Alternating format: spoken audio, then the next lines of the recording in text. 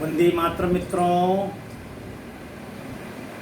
अपने YouTube channel राष्ट्र नीति के लिए विषय आधारित बनाया जाने वाला यह वीडियो हम सब चैनल को सब्सक्राइब करते हुए अवश्य देखें। अपने मित्रों को दिखाने के लिए इसे साझा कर लें। मित्रों, भारतीय संविधान के अनुच्छेदों में ऐसे अनेक अनुच्छेद हैं जो गोपनीय कानूनों की परिधि में आते हैं, जिनके बारे में भारत की जनता को जानने का कोई अधिकार शेष नहीं है। उन गोपनीय अधिकारों को छोड़िए, भारत के संविधान के सामान्य अनुच्छेदों तक का ज्ञान भारत की जनता को नहीं होने दिया गया। क्यों? क्योंकि अगर भारत के संविधान के अनुच्छेदों का ज्ञान भारत की जनता को हो गया तो वह शासन चलाने की पद्धति पर प्रश्न पूछने लगेगी और वह सरकार के कामों की समीक्षा संविधान के अनुच्छेदों के अनुरूप करने लगेगी। तो एक राष्ट्र में चैतन्य अवस्था जागृत हो जाएगी, जिसे नियंत्रित कर पाना विदेशी शक्तियों के लिए संभव नहीं होगा। तो फिर क्या होगा? ऐसी अवस्था को दबाने और छुपाने के लिए भारत के सत्ता लोलुप और भ्रष्ट व बेईमान लोगों के साथ मिलकर अंतर्राष्ट्रीय ताकत कॉमनवेल्थ पार्लियामेंट्री बोर्ड,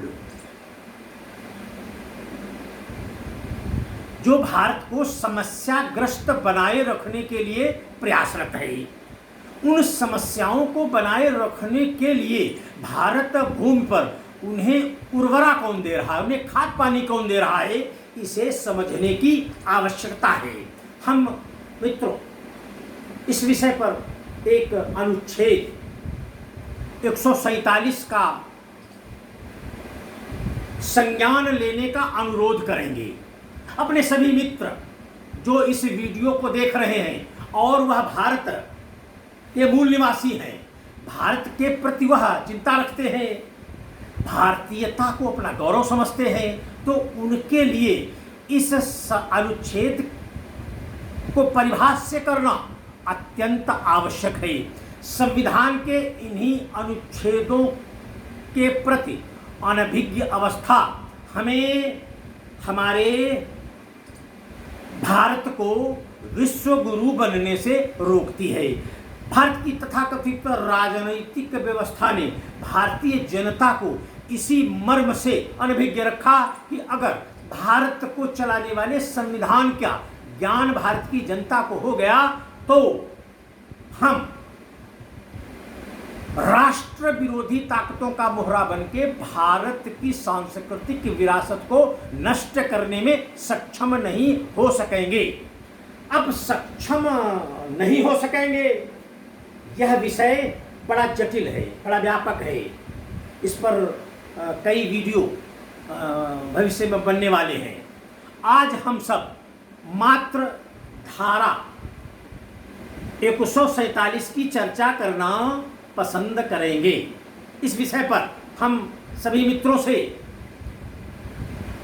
बड़ा मन, बड़ा भाव लेकर इस वीडियो को अपने संज्ञान में लेने का अनुरोध करेंगे। हम सबको संविधान के अनुच्छेदों से परिचित होने से किसी ने रोका है। हमको किसी अन्य रोजी रोटी की समस्याओं में उलझाकर हमसे शासन स्तर के नेतृत्व से बार बार यह कहा जाता रहा कि आप अपना घर देखो, अपना पेट देखो, अपनी उदरपूर्ति की चिंता करो, राष्ट्र राजनीति चलाएगी।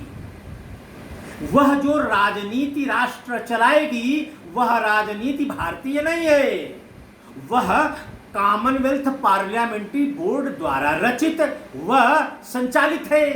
तो वह भारत के अंदर भारतीयों की चिंता कैसे कर सकती है? फिर भी हम भारतीयों ने मूर्खतावश 1948 से लेके सन 2014 तक उस राजनीति का अनुसरण किया, उसे पाला, उसे पोसा और उस राजनीति ने हम भारतीयों को जो दिया वह बताने में भी हमें शर्म आती है। उसने हमें क्या दिया यह हम बताने के बजाय हमने उसे नष्ट कर दिया और उसकी जगह राष्ट्रनीति के शासन प्रणाली को स्वीकार कर लिया। तो इसका अर्थ यह हुआ कि राजनीति ने भारत भूमि पर ऐसे ऐसे अमानवीय कृत्य किए हैं जिनको बता पाना उचित नहीं समझा जा रहा है। तो उसके दोषारोपण में हम उन्हें दोष देते, वह उसका खंडन करते, फिर हमें उनको दोष देते। यही वह राजनीति के परिधि में राष्ट्र का अहित करते चले आए थे। उन्हें यह उम्मीद नहीं थी कि जब यह इसका खुलासा होगा तो भारतीयों का राष्ट्रवादी तंत्र हमारे इस राजनैतिक चरित्र की हत्या कर देगा। हाँ, राष्ट्रवादियों ने भारतीय शासन प्रणाली के गलियारों से राजनीति के सैद्धांतिक स्वरूपों को, मान्य स्वरूपों को अस्वीकार कर दिया है और भारतीय संस्कृति की सैद्धांतिक पृष्ठभूमि में राष्ट्रगीत की रोशनी में हम राष्ट्रनीति की शासन प्रणाली का संचालन करते हुए भारत को विश्व परिवार में माननीय मोदी जी के नेतृत्व में ले गए। जब भारत को विश्व परिवार में ले गए तब भारत सपेरों का देश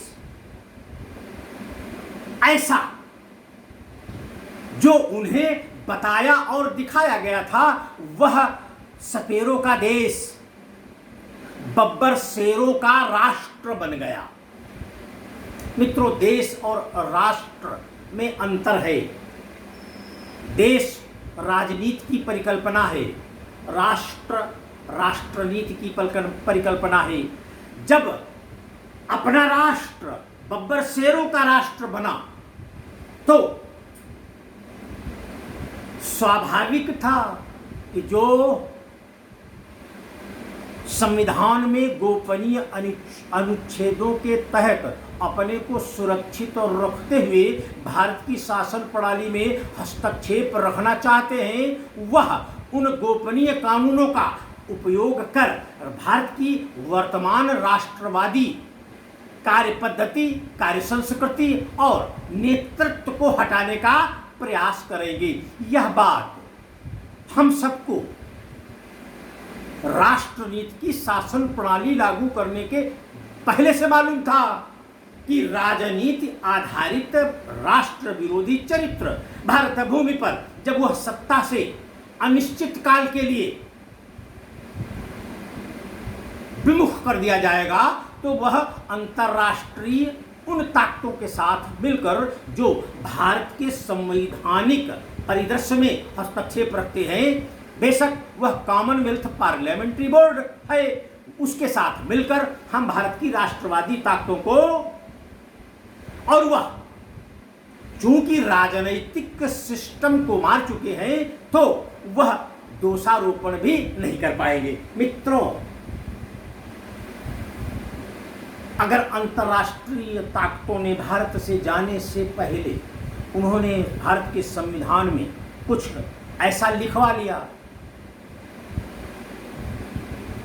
ऐसा कुछ गोपनीय कानूनों की परिधि में डलवा लिया, तो क्या उन्हीं साजिशों को मान्य करते हुए हम भारत भूमि पर भारत के निवासी वैसे ही भारत को चलाते रहे?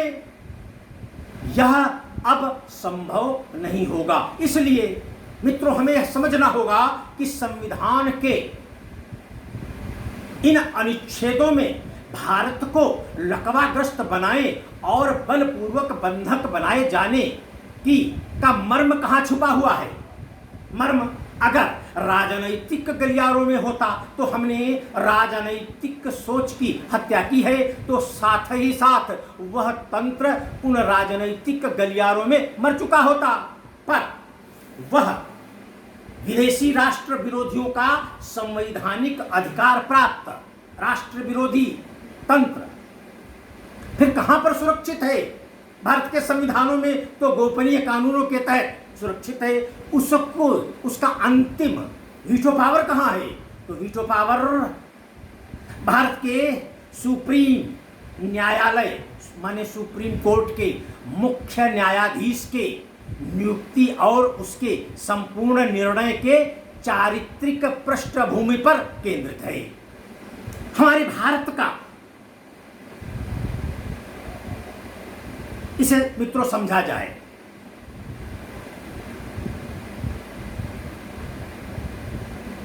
हम इसको कुछ पढ़कर आपको सुनाते हैं ताकि आप इन तथ्यों को संज्ञान में ले सकें। इंग्लैंड से कॉमनवेल्थ पार्लियामेंट्री बोर्ड की जूरी भारत के लिए कोई भी आदेश, चाहे वह निजता का हो या स्वतंत्रता का या फिर किसी भी प्रकार का, भारत का चीफ जस्टिस ऑफ इंडिया उसी आदेश को हूबहू वैसा ही भारत में सुनाएगा जैसा कि कॉमनवेल्थ पार्लियामेंट्री बोर्ड की जूरी ने भारत के लिए सुनाया है। वह ऐसा करने को बाध्य है। यह भारत के गोपनीय कानून की धारा 147 में दर्ज है कि भारत का सुप्रीम कोर्ट का सुप्रीम न्यायाधीश इस कॉमनवेल्थ पार्लियामेंट्री बोर्ड की जूरी के निर्णय को हूबहू वैसे ही भारत के राष्ट्रपति और प्रधानमंत्री सहित भारत की जनता पर लागू करने के लिए बाध्य है। इसके लिए उसको भारत की किसी भी संवैधानिक शक्ति से पूछने की आवश्यकता नहीं है।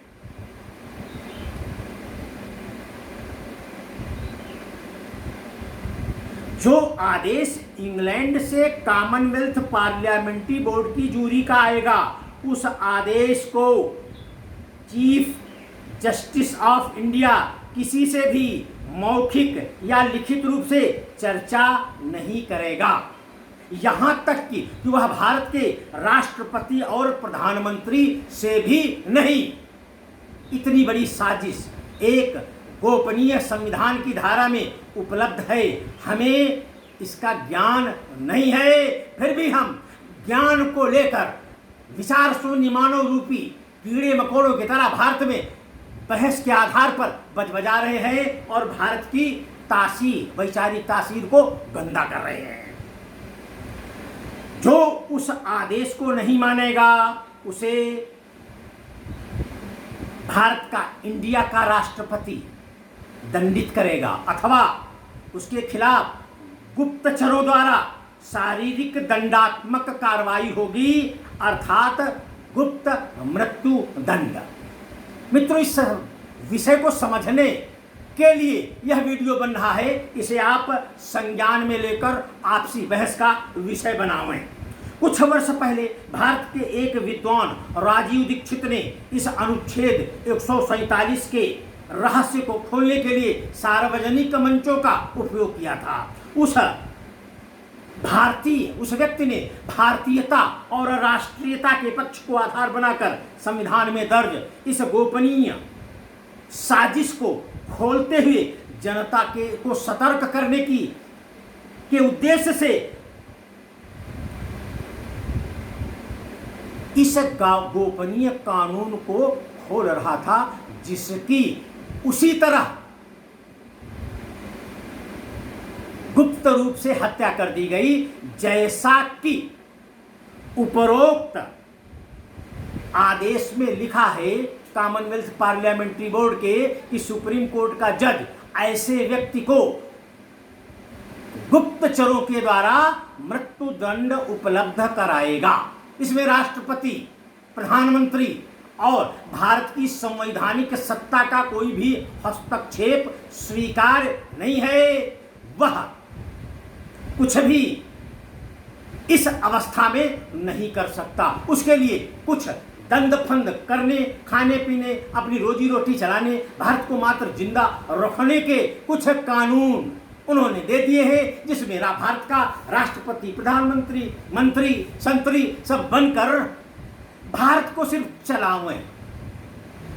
भारत के उस रहस्य को छूने का अधिकार इन तथाकथित शासनिक लोगों को भी नहीं है। फिर भी किस बात का घमंड और किस बात की बदतमीजी जो वर्तमान कालखंड में राष्ट्रवादियों को अनुभव में आने लगी है।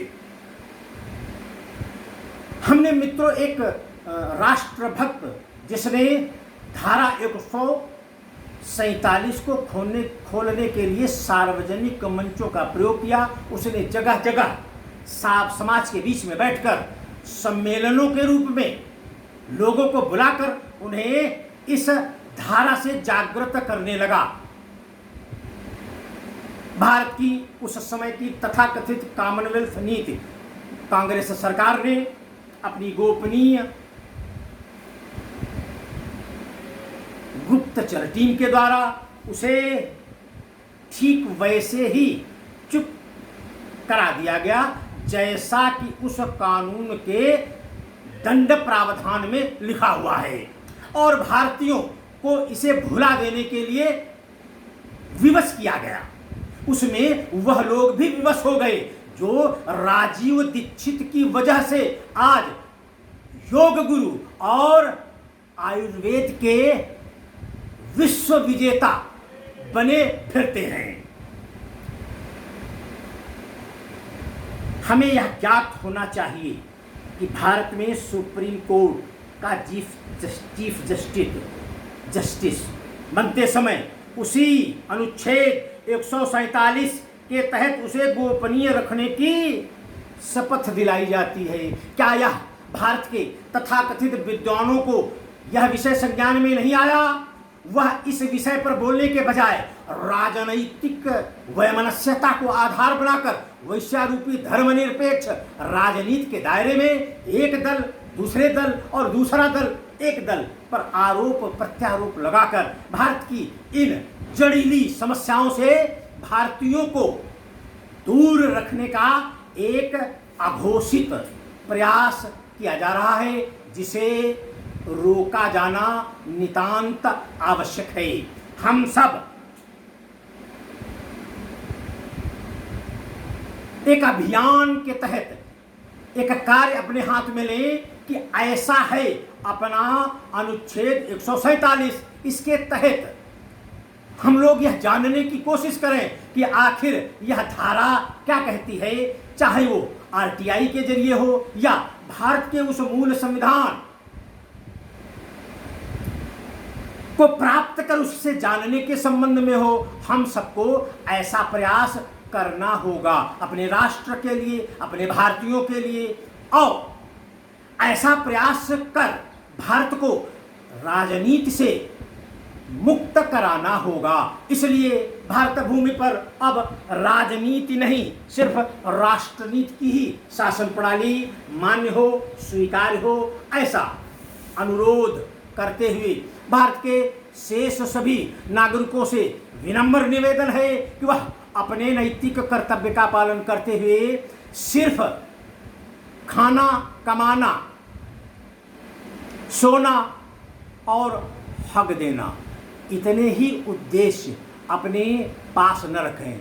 अपना राष्ट्र